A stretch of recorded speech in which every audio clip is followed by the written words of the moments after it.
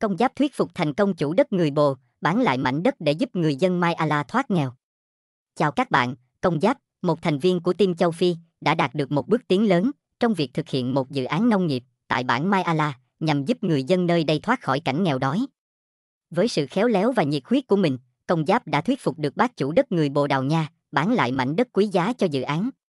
Để chứng minh hiệu quả của mô hình nông nghiệp này, Công Giáp đã dẫn bác chủ đất và bác trưởng bản Mai Ala đến tham quan mô hình trang trại nông nghiệp đã được triển khai ở trang trại 4 bản làng.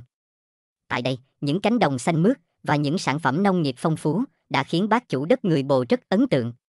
Bác chủ đất nhận thấy rằng, với sự chăm chỉ và nỗ lực, người dân bản Mai Ala hoàn toàn có thể tự tay làm ra những sản phẩm tương tự, từ đó không còn lo sợ cảnh đói nghèo. Cảm kích trước những nỗ lực của Công Giáp, bác chủ đất đã hứa sẽ bàn bạc với gia đình để hỗ trợ bán lại mảnh đất cho Công Giáp và người dân. Hôm nay, Công Giáp đã đến thăm nhà bác chủ đất để thương thuyết giá cả, cũng như xem xét kỹ hơn về mảnh đất cần mua. Hành trình đến nhà bác chủ đất không hề dễ dàng, phải băng qua những cánh đồng cỏ hoang và những khu rừng cây thưa. Ngôi nhà của bác chủ đất nằm sâu trong vùng đồi núi, mang đậm nét kiến trúc Bồ Đào Nha cổ kính, với nhiều gian nhà rộng rãi. Bác đón tiếp Công Giáp rất chu đáo và niềm nở. Sau khi thảo luận, bác chủ đất thông báo rằng bác sẽ bán 50 hecta đất cho Công Giáp và người dân, trong đó 20 hecta được tặng miễn phí. Và 30 hecta còn lại được bán với giá 15.000 đô la. Công Giáp vô cùng bất ngờ và xúc động trước sự hào phóng này.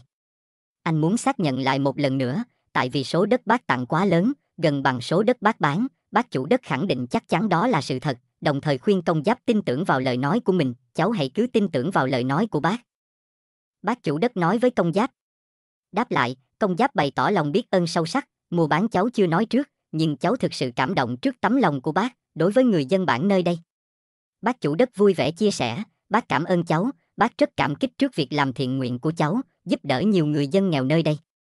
Hành động của bác chủ đất người Bồ Đào Nha thể hiện sự kết hợp đáng chú ý giữa nhân đạo và lòng nhân ái. Quyết định bán 50 hecta đất cho Công Giáp và người dân bản Mai Ala, trong đó có 20 hecta được tặng và 30 hecta bán với giá hợp lý 15.000 đô la, bác chủ đất đã tạo nên một tiền lệ về thực hành kinh doanh có trách nhiệm xã hội. Đây không chỉ đơn thuần là một giao dịch bất động sản, nó còn câu chuyện về tình người, về trách nhiệm xã hội và sự thấu hiểu sâu sắc về nhu cầu của cộng đồng. Việc bác chủ đất quyết định vừa bán vừa tặng đất thể hiện tấm lòng nhân đạo sâu sắc của bác. Điều này cho thấy sự thấu hiểu và cảm thông đối với hoàn cảnh khó khăn của người dân bản nghèo Mai Ala. Hành động của bác chủ đất xuất phát từ một trái tim nhân ái, bác cũng mong muốn được góp một phần nhỏ bé để giúp đỡ người dân bản Mai Ala thoát khỏi đói nghèo. Quyết định hỗ trợ dự án giúp người dân bản nghèo của bác chủ đất đã phản ánh về sự tin tưởng vào sức mạnh và lòng nhiệt huyết của Công Giáp trong việc giúp đỡ người dân bản Mai Ala thoát khỏi đói nghèo. Đây là một việc làm thiện nguyện bền vững, cho cần câu chứ không cho con cá. Và cũng là mục tiêu mà cả bác chủ đất và Công Giáp đều hướng tới.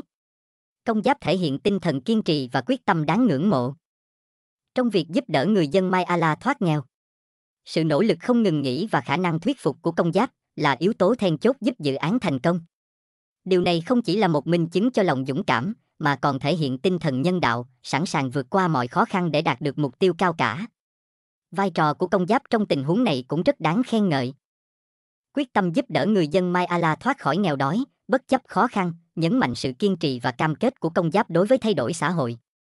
Việc đàm phán và thuyết phục bác chủ đất cho thấy tầm nhìn chiến lược và khả năng xây dựng lòng tin và hợp tác của Công Giáp. Nỗ lực của anh không chỉ đảm bảo mua được mảnh đất, mà còn thiết lập một mối quan hệ đối tác dựa trên sự tôn trọng lẫn nhau và tầm nhìn chung về một tương lai tốt đẹp hơn. Hành động của bác chủ đất người Bồ Đào Nha và Công Giáp có ý nghĩa sâu sắc và đa chiều, phản ánh tinh thần nhân đạo và trách nhiệm xã hội trong bối cảnh hiện tại. Sự kết hợp giữa lòng hảo tâm của bác chủ đất và sự tận tâm tấm lòng thiện nguyện của Công Giáp tạo nên một sức mạnh về hy vọng và tiến bộ. Nó cho thấy cách mà những hành động cá nhân được thúc đẩy bởi sự đồng cảm và trách nhiệm có thể mang lại những ảnh hưởng tích cực đáng kể đối với cộng đồng. Bác chủ đất người Bồ và Công Giáp còn là một minh chứng sống động về sức mạnh của sự đoàn kết và hợp tác vượt biên giới. Khi hai bên cùng chung mục tiêu và tinh thần nhân ái, những kết quả tích cực có thể đạt được, mang lại lợi ích to lớn cho cộng đồng. Hành động của bác chủ đất và Công Giáp có thể trở thành nguồn cảm hứng cho các cá nhân và tổ chức khác. Nó cho thấy rằng, ngay cả những hành động nhỏ bé cũng có thể tạo ra sự khác biệt lớn, khuyến khích mọi người cùng tham gia vào các hoạt động nhân đạo và trách nhiệm xã hội. Sự thành công của dự án không chỉ mang lại lợi ích kinh tế, mà còn xây dựng niềm tin và uy tín cho các bên liên quan. Điều này sẽ mở ra nhiều cơ hội hợp tác và phát triển trong tương lai, tạo ra một môi trường thuận lợi cho các dự án xã hội và kinh tế khác. Để hiểu tại sao, người Bồ Đào Nha ở Angola thường sở hữu nhiều đất đai màu mỡ và nguồn nước, trong khi người dân bản địa lại thiếu đất đai và nguồn nước dẫn đến đói nghèo, chúng ta cần xem xét các yếu tố lịch sử, kinh tế và xã hội. Trước kia, người Bồ Đào Nha đã xâm chiếm và cai trị Angola từ thế kỷ 16 cho đến khi nước này giành được độc lập vào năm 1975. Trong suốt thời kỳ này, chính quyền thực dân đã chiếm đoạt đất đai màu mỡ và các nguồn tài nguyên quan trọng, bao gồm cả nguồn nước, từ người dân bản địa để phân phát cho người châu Âu và các doanh nghiệp thuộc địa. Hệ thống này đã tạo ra sự bất bình đẳng lớn về sở hữu đất đai giữa người Bồ Đào Nha và người Angola. Các chính sách đất đai thời kỳ thực dân thường ưu ái người châu Âu và các công ty nước ngoài, cho phép họ sở hữu những vùng đất rộng lớn và màu mỡ, trong khi người dân bản địa bị đẩy vào những vùng đất kém chất lượng, thiếu nước và tài nguyên. Sự tập trung đất đai trong tay một số ít người và doanh nghiệp đã tạo ra một hệ thống kinh tế bất bình đẳng, nơi mà người dân bản địa thường phải làm thuê trên chính mảnh đất từng thuộc về họ, hoặc làm việc trong các điều kiện lao động không công bằng, và với thu nhập thấp, chính quyền thực dân thường di cư và tái định cư người dân bản địa ra khỏi các vùng đất màu mỡ để dành chỗ cho các dự án nông nghiệp và khai thác tài nguyên. Việc này đã khiến người dân bản địa mất đi nguồn sống chính và phải đối mặt với tình trạng đói nghèo. Chính vì vậy, thiết nghĩ, chính phủ Angola cần có những chính sách phân phối lại đất đai công bằng, đầu tư vào hệ thống tưới tiêu và hạ tầng nông nghiệp, cũng như nâng cao giáo dục và đào tạo nghề cho người dân bản địa. Chỉ khi có sự công bằng trong sở hữu và sử dụng đất đai, người dân Angola mới có thể thoát khỏi vòng luẩn quẩn của đói nghèo và phát triển bền vững. Thưa các bạn, trong hành trình làm thiện nguyện giúp đỡ người dân bản Mai Ala thoát đói nghèo, Công Giáp đã rất may mắn khi gặp được bác chủ đất người Bồ, vô cùng tốt bụng và nhiệt tình. Mặc dù sở hữu rất nhiều đất đai, nhưng bác cũng đã chia sẻ một phần gánh nặng với Công Giáp khi vừa bán vừa cho mảnh đất của gia đình mình, để Công Giáp có được nguồn tư liệu sản xuất tốt. Lập ra mô hình trang trại mới, dạy người dân bản làm nông nghiệp xóa đói giảm nghèo. Sự hợp tác giữa Công Giáp và bác chủ đất người Bồ Đào Nha là một minh chứng sống động về sức mạnh của lòng nhân ái, vượt qua mọi rào cản văn hóa và ngôn ngữ. Dù có sự khác biệt về nguồn gốc và tiếng nói, cả hai đều có chung tấm lòng đồng điệu, sẵn sàng chia sẻ và giúp đỡ cộng đồng kém may mắn. Chính sự đồng cảm này đã giúp họ giải quyết mọi khó khăn một cách nhanh chóng và hiệu quả. Bác chủ đất không chỉ đơn giản là tặng đất, mà còn ưu tiên những phần đất tốt nhất gần nguồn nước cho Công Giáp. Đây là một hành động rất quan trọng, bởi vì việc canh tác nông nghiệp rất cần nguồn nước ổn định và dồi dào. Bằng cách dành những mảnh đất này cho Công Giáp và người dân Mai Ala, bác đã tạo điều kiện thuận lợi cho họ trong việc canh tác và phát triển nông nghiệp. Điều này cho thấy, bác chủ đất không chỉ là một người hào phóng, mà còn rất chu đáo và hiểu biết về nhu cầu thiết yếu của người nông dân. Sự dồi dào của nguồn nước chảy quanh năm tại khu đất này cũng là một yếu tố quan trọng, giúp Công Giáp có thể trồng lúa và các loại cây trồng khác một cách hiệu quả. Việc chọn lựa khu đất có nguồn nước ổn định không chỉ giúp tăng năng suất, mà còn đảm bảo sự bền vững trong canh tác lâu dài. Sự hào phóng và nhân ái của bác chủ đất đã gây ấn tượng mạnh mẽ với nhiều khán giả, mọi người cảm thấy vui mừng khi chứng kiến sự hợp tác này. Hành động của bác chủ đất không chỉ bán mà còn tặng một phần đất, thể hiện một tấm lòng nhân ái và sự đồng cảm đáng trân trọng.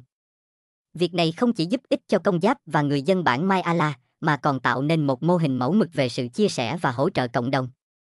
Mặc dù hành động của bác chủ đất là vô cùng đáng quý, nhưng Công Giáp vẫn phải đối mặt với thách thức tài chính lớn khi cần phải trả 15.000 đô la để mua phần đất còn lại.